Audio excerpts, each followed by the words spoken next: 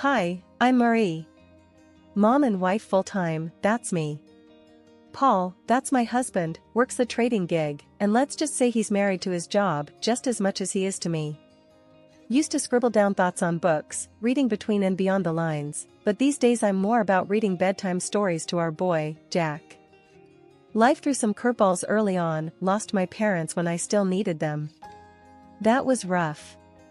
Then along came Paul, with a family in tow. His folks were the real deal, good people, you know. Took me in, no questions. Made me feel like I finally belonged somewhere again. Been with Paul for years now, since those college days when love seemed to be enough to fill any void. We settled into a rhythm, he at work and me taking care of everything else. But man, did that rhythm skip and stumble when Jack came into the picture. Paul changed, or maybe this was always him, just waiting for a reason to surface. He'd come home on a Friday night with a few too many drinks in him, loose-lipped and surly. "You gotta start shedding that weight, Marie," he'd snipe after slipping off his tie. "You barely fit in those jeans anymore." I'd be lying if I said it didn't hurt, but I told myself to brush it off, toughen up, maybe he'd cool down by morning. But mornings just brought hangovers and silence until the next round. The house became this place where I tiptoed, trying not to set Paul off. Jack, little trooper, he could feel it too, sticking close, watching his old man with wide, careful eyes. One particularly rough Friday, Paul came home and made a beeline for the fridge, crack open a cold one. I was on the floor with Jack, blocks scattered around. "Another day in paradise, huh?" Paul sneered, leaning against the counter. I forced a smile. Just the usual, you know, chasing after this little tornado. I ruffled Jack's hair, but my heart wasn't in it. Paul tossed his head back, downing half the bottle. "Maybe put some of that energy into a workout routine, eh?" I bit my tongue, counting to 10 in my head. "I'll look into it," was all I managed, shuffling Jack into his pile of toys, anything to escape the cutting edge in Paul's tone. But the weight wasn't just on my hips, it was on my chest, heavy, making it hard to breathe. I didn't know who I was in Paul's eyes anymore. I had finally shaken off those last stubborn pounds. It felt good, kind of. But Paul, well, he had a talent for finding flaws. My sweats and baggy tees were the new target. "Jesus, Marie, you dress like you're living at the gym. When was the last time you dressed up? Remember how you used to look?" There he was, leaning on the doorframe with that look that said everything his words didn't. I glanced down at my stretched-out mom life tee and yoga pants. "This is just practical, Paul. You want me all dolled up to do laundry and wrangle our son?" One corner of his mouth curled up like he had just made a successful trade. "I dunno, how about looking good for your husband? That used to matter." I sighed, rolling my eyes. "Well, unless my husband starts taking meetings at the playground or the grocery store, I think I'll stick with practical." He shook his head, chuckling without humor. "You used to care, Marie." His voice trailed off as he wandered back toward the living room, his disapproval hanging in the air like a bad smell. Then there was Jack, our boy, trying to navigate the shaky terrain between us. I was teaching him please and thank you, thinking manners mattered. Paul caught a bit of our lesson one afternoon and scoffed. "Look at you, teaching him to be Mr. Manners. You want him to get trampled on?" "Manners are important, Paul. It's about respect," I said, trying to keep my voice even. "Respect is earned, not politeness policed," he shot back. "He needs to toughen up, not be some yes, please pushover." Then the whole freeloader thing started. One night, Paul came home, tie askew, looking like he had won and lost the same fight. "Nice day?" he asked, sarcasm heavy as he glanced around what I'd come to see as our minefield of a home. I put down Jack's toy and braced for what was coming. "Just the same, dealing with tantrums and spills. How was work?" Paul's laugh was short and sharp. "Work? Oh, it was just dandy, supporting a parasite." My cheeks burned. "Excuse me?" My voice was a little too loud. Jack's eyes flitted from me to Paul, sensing the shift. A parasite, Marie. I work, you play house, he said, each word pointed and heavy. That's the thanks I get? I am raising our child, Paul. Your child. That's work. That's vital, I said, my voice rising now, too. Jack started fussing then, picking up on the tension. I swept him up into my arms, trying to shield him from the fallout. Paul had a knack for knowing when he'd pushed too far, and his next words were more measured. Marie, I go out there and deal with sharks all day. Come home, and what? I don't know, something different. I can't be your one-man show, Paul, I said softly, trying to defuse the bomb that our marriage had become. I'm here, juggling a million things for us, for Jack. We looked at each other then, really looked, and I wondered if he saw the plea in my eyes. The help me, back me up, be with me that I felt screaming inside. But he turned away, the finality of his silence telling me that no, he didn't see. He didn't want to. One day, the disrespect boiled over. Jack scrunched up his little face and called me a name, a real zinger. He got it from Paul. You're just a lazy bum, he had hurled at me, his tiny voice bitter and angry. I felt like I'd been slapped. What? Jack, no, you can't say that. I stumbled, shocked. He folded his arms, stubborn as his dad. Dad says it, so can I. That was the last straw. When Paul got home, I was waiting, steaming like a forgotten kettle. You know what your son called me today? I laid into him without waiting for an answer. Paul dropped his keys on the counter and chuckled, clearly not seeing the line had been crossed. What did he say? The truth? He tossed his words over his shoulder as he walked to the fridge, his casualness like acid on my skin. Is that funny to you? I was shouting now, my usual restraint snapped tight as a dry twig. Your son is calling me names. Paul leaned against the kitchen counter, beer in hand, a smirk blooming on his face. Oh, come on, Marie. Kid's gotta learn to stand his ground. I was staring at him, hands balled into fists. By disrespecting his mother? He shrugged, a lazy lift of his shoulders that sent me teetering on the edge. You're too soft on him. Look, he's getting some spine. Spine? My voice shot up another octave. He's learning to be just like you. Paul grinned and ruffled Jack's hair. Ain't that right, champ? I turned to Jack, who was looking at us with eyes that were too old for his face. Jack, listen to me. What you said to me this morning was wrong. You can't talk to people like that. Jack's chin jutted out, defiant and stubborn. But Dad. I don't care what Dad says, you listen to your mom. I cut him off, my heart thudding like a drum. I was desperate for him not to follow in Paul's footsteps. But Paul wasn't letting it go. The boy's gotta learn to speak up. World's not gonna hand him anything. You keep coddling him, he'll end up. I get it, all right? I get it. I cut him off, feeling the weight of his words like a physical thing on my chest. But there's a line. You don't get it, do you? Paul threw up his hands, that ugly smirk still there.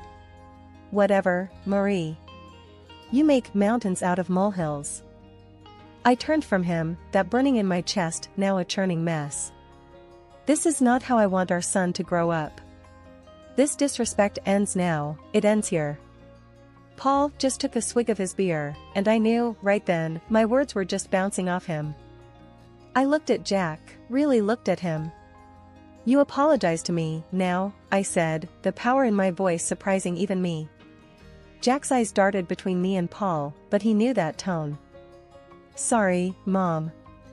The word was small, almost lost in the kitchen, but it was there and it was a start. I moved closer to Jack, knelt down so I was eye level with him. Thank you. We treat each other with respect in this house, you got it? Paul snorted behind me, but I ignored him. Jack nodded, a hint of my boy peeking through that new sullen shadow he wore. It was a crack in the wall Paul was building around him, a crack, but also a starting point. I stood up, squared my shoulders. We're going to fix this, Jack. No more name-calling, no more disrespect. We're better than that. I took Jack's hand, and we left the room, leaving Paul and his smugness behind us. I stood there on the sidewalk, my phone shaking in my hand. It was one of those moments where your gut ties up in knots. There, across the street, Paul was laughing it up with some woman. Blonde, curvy, and looking at my husband like he was the last piece of chocolate in the box. My thumb pressed record before I even decided to. The walk home felt a million miles long. A part of me hoped it was a misunderstanding. But deep down, I knew. Back in our kitchen, I threw my keys on the counter. Paul was sitting there with a beer, like he always did, but today the sight of him made me sick. Without a word, I tossed my phone on the table in front of him, the video playing. Care to explain? Paul looked at the screen, his eyes going hard when he saw what was on it. He muted it, placed it calmly on the counter, and then looked straight at me. Yeah, she's beautiful, he said, his voice dripping venom. You used to be like that. I felt the slap of his words, my cheeks flaming with anger, my body tense. So, that's it, huh? You parade around town with some woman while I'm at home? Paul stood up, his chair scraping back against the tile. He was too close now, his voice low and mean. What, you stalking me now, Marie? Can't handle the fact that maybe there's more out there than what's inside these walls? I was reeling, feeling the pieces click together. Cut the crap, Paul. You're cheating. He didn't even flinch. You want to know why, he said, his chest puffing up. Because around her, I'm somebody. Not just the guy who pays the bills or the bad guy 'cause he ain't Mr. Rogers. So that's it? I edged back, feeling the counter dig into my hips. Your family's not enough for you? Paul snorted and grabbed his beer again. It stopped being enough a long time ago. Maybe if you'd have kept up with yourself, I wouldn't have to look elsewhere. The bile rattled in my throat. I'm not the one who promised till death do us part. His laugh was short and punched the air. Those are just words, Marie. They stopped meaning anything to you a long time ago. I should have been crying, but the tears wouldn't come. I was just empty and angry. I gave you everything, Paul. I gave you a son, I made a home for us. And this is how you repay me? He took a long drink, then leaned back against the counter. You gave me a home? Looks like a prison to me. Same old, every damn day. You think that's a life? We made vows, Paul. I shouted, my voice cracking. Yeah, and you broke them every day with your sweatpants and constant nagging. His face twisted into something ugly, something monstrous. That was the last thing he said before I walked out, my heart numb, anger seeping into every corner of my being. I was on edge the whole ride over to Paul's folks' place. It was gonna be nasty, but I had to lay it out for them. They needed to know who their son really was. His mom answered the door, with a happy smile. Marie, what brings you here at this hour? I just barreled past her. I gotta show you both something. Once his dad came in, I played them the video straight up. His mom gasped, her hand flying to cover her mouth. His dad, red-faced and looking like he'd rather be anywhere else, he barked at me, Paul's gotta stop this nonsense now. And like that, all hell broke loose. That night back at our place, Paul kicked off as soon as I walked in. You had to drag my parents into this, didn't ya? His voice was loaded, ready to fire. Yeah, well someone's got to. I shot back, my nerves steel. He was a storm brewing.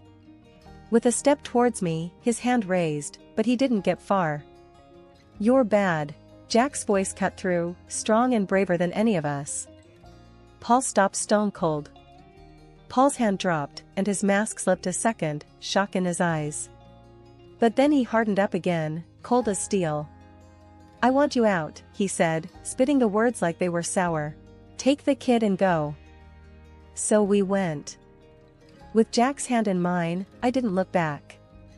Bags thrown in the back of the car, we headed for the city, miles of road unwinding like my thoughts. The luxury house was something else, my unexpected inheritance. 2 stories, white columns, and a porch you could throw a party on, all waiting in another city, away from everything that had gone wrong. None of my folks, not even a whisker of Paul or his clan, had ever set eyes on it. When we pulled up to this grand house, Jack's face pressed to the window, eyes as wide as the moon. "Is this a castle?" His voice was a whisper, almost lost in the vastness of it all. "Something like that," I said, a laugh escaping me for the first time in. I couldn't even remember. We stepped into that house, our new beginning. It was silent, save for the echo of our footsteps on the marble floors, bouncing off the high ceilings crowned with crystal chandeliers. The furniture was swanky, left behind by folks I wish had lasted a lifetime longer. I plopped down on a couch soft as clouds, and finally, Jack's laughter filled the rooms. The sound of it was more luxurious than anything else in this place. We explored room after room, Jack running ahead like he was leading a parade. Each new door opened to a room grander than the last. "I call the biggest one," he declared, claiming a bedroom that overlooked a garden already blooming with the promise of spring. Laying him down to bed that night, the day finally caught up with me. My eyes burned with the tiredness of it all, but looking around at the high ceilings, the gold trimming catching moonlight, I knew we were worlds away from where we started. Sitting there, in the quiet of a room too nice for today's shadows, I whispered into the darkness, "We made it, kiddo." Life in the big house slowly shed the shadows of the past. Jack's giggles filled the halls more than the echoes of old fears. Most days, it felt like we had always been there, just the two of us, in our new safe haven. The house, with its silent strength, was keeping the world at bay until the day Paul showed up, uninvited and unwelcome. He was at the door in a storm of anger. I opened it and there he was, looking like trouble had followed him around. "You can't just disappear with my son, Marie." I leaned against the door frame, unfazed. "He's my son too. And I didn't disappear. I moved on." Paul's scowl deepened. He glanced around, taking in the opulence of the place with wide, disbelieving eyes. "How can you afford this? I know you don't make this kind of dough." I had to bite the inside of my cheek to keep from smiling. "Well, turns out I had a little left over each month. Who knew?" He raised an eyebrow, a sly accusation in his gaze. "And I'm struggling to cover rent for that old place by myself. It's damn near impossible now that they jacked up the price." I shook my head. He always was good at playing the martyr. "That's not my problem anymore, Paul. I've been using my own savings to cover the gap in the rent for years. Savings that, thank God, I don't need to bleed dry for that house anymore." The greed in his eyes flared up like wildfire. "What, and you're living here in luxury while I—" "Stop right there," I cut in. "This isn't your concern. This," I motioned to the grand house behind me, "is mine. Mine and Jack's." Paul took a step forward, but I didn't back down. "Look, I came here to fix things. I'm saying I forgive you for all this, sneaking around." His audacity almost knocked the wind out of me, but I had a little surprise that would put the brakes on his charade. From behind the door, I pulled out the divorce papers and slapped them into his chest. "And here's what I'm saying. We're done." He looked as if I'd slapped him with a physical hand, his face twisting through confusion, rage, and then settling on calculating desperation. "You can't do this. What about Jack?" I stood taller, my resolve like iron. "I'm doing it for Jack. He doesn't need this chaos you bring. Sign the papers, Paul. It's over." He glanced from the papers to me, then back again, his posture deflating slightly. "You'll regret this. You can't make it alone." "That's where you're wrong." I smiled, not from humor but from a deep-seated confidence. "I'm already making it. And without you, we're doing more than just fine. We're thriving." With a shake of his head, Paul looked like he wanted to say more, but he didn't. Instead, he turned on his heel and strode away, clutching the papers like they were a snake that could bite. Once he was gone, the house seemed to exhale with me. I closed the door gently, turning back to the life I had fought so hard for. Life had a way of tossing stuff at you, hard and fast. It was Thursday, the kind of day that should have been easy, but it wasn't. We shirked dinner for a bit, setting up ramps out of old books and watching the Lego car stupidly do flips and land upside down. Jack's laugh was infectious, the sort that wiped clean the worry lines off my face. His enthusiasm was a reminder that amid all the crap, there was still good, simple, unadulterated good. Then it came, a banging on the door that made my stomach drop and my face lose all its motherly warmth. Paul had a knack for bad timing and worse entrances. I pulled the door open and there he was, looking like he'd just come from a bar fight or lost a bet. "Paul, what's up?" He scowled, that usual look he gets when he thinks the world owes him. "So, this the high life? You playing house with my Jack while I'm scraping pennies just to get by?" Jack peeked from behind me, a knight in Lego armor. "Hey, screw off, Paul. Don't talk to my mom like that." Paul's face turned a nice shade of tomato. "The hell? You let him talk like that?" I stood there, hands on hips. "He's expressing himself. Something I should have done with you a long time ago." Jack came out from behind me, all fierce. "Yeah, get lost. My mom, my rules." Paul's anger was something else, a storm that had nowhere to go. "You think you're smart, huh? Talking to your old man like that?" Jack squared his shoulders, a small David to Paul's Goliath. "Don't gotta think. I know it. Mom knows it." Paul opened his mouth, but nothing came out. There was Jack, staring him down, waiting. This was no place for Paul anymore, no place for his bluster and noise. After a tense moment, Paul shook his head, muttered something under his breath and stormed off the porch. Jack turned to me with this look, the kind of look that said, "We got this." I nodded, all the agreement he needed. We went back to boiling pasta and racing Lego cars. That's how we do it, simple, nothing fancy. We just keep on. I was gabbing on the phone with Miss Dottie, Paul's mom, who was more my family than is now. "Honey, you just holler if there's anything you need, 'kay?" Her voice was always a warm blanket over the line. "We're all good, Miss Dottie. Really, couldn't be better," I assured her, twisting the cord around my finger. She hummed a pleased note. "Just makes my heart full to hear that. Keep on keeping on, you hear?" Frank, her husband, yelled from somewhere behind her. "Tell her that any time she wants to send over some of that lemon meringue, we won't complain." A genuine laugh burst out of me. "Expect a pie on your doorstep soon, Frank." Exchanging a few more pleasantries, we hung up. I shook my head. If someone had told me last year I'd be mining gold from the wreckage of my married life, I would have laughed in their face. Jack pulled on my sleeve, waving his drawing like a five-star general. "Look, Mom. This is our house." I looked down. His scribbles had heart. A big square house and two stick figures, a little one and a tall one, with sloppy grins and a lopsided sun shining down. The swing I'd put up for him stood out in green and brown strokes. "That's us, right?" A dumb question, really, but it made him nod with pride. "And I'm gonna sell my art, make us rich." There was serious conviction behind his toothy smile. "If you do, you're buying me that fancy coffee I've been eyeing?" I nudged him with a wink. He nodded, his expression all business. "Only the best for my mom."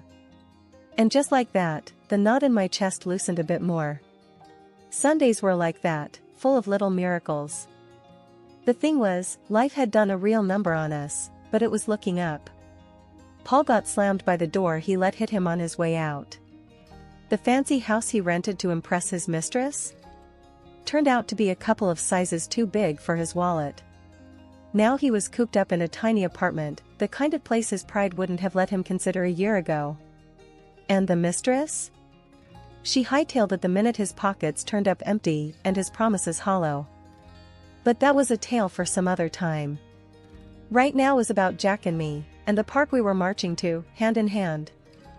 We stepped out, and the door clicked shut, a soft full stop to one chapter before immediately kicking off the next. Jack tugged me towards the park, his excitement bubbling over. I didn't glance back at our home, no need. Ahead was everything that mattered, me and my boy, parts of a world that kept on spinning, even when you felt like you'd fallen off.